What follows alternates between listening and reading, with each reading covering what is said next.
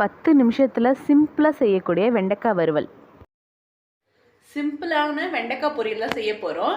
அதுக்கு ஒரு சட்டியை வச்சு சட்டி காஞ்சதும் 2 ஸ்பூன் எண்ணெய் ஊற்றி எண்ணெய் காஞ்சதும் கடுகு உளுத்தம்பருப்பு போட்டு கடுகு உளுத்தம்பருப்பு வெடித்ததும் வெண்டைக்காய் பொரியல் குழகுழப்பாக ஆகக்கூடாதுன்னா வெண்டைக்காயை கழுவிட்டு அதை நல்லா ஒரு காட்டன் கிளாத் வச்சு தொடச்சிக்கோங்க. தொடச்சதுக்கு அப்புறம் கட் பண்ணி பொரியல் செஞ்சோன்னா குழகுழப்பு இருக்காது பொரியலில்.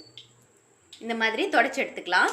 இப்போது கடுகு உளுத்தம்பருப்பு வெடித்ததும் நம்ம வெண்டைக்காயை சேர்த்துக்கலாம். வெங்காயம்லாம் நம்ம போட தேவையில்லை. சிம்பிளாகவே செஞ்சால் போதும். இல்லை தண்ணிலாம் ஊற்றாதீங்க.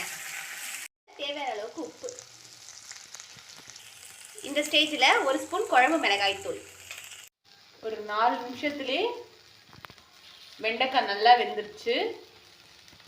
கடைசியாக கார்னிஷுக்கு கருவேப்பிலையும் கொத்தமல்லியும் போட்டாச்சு.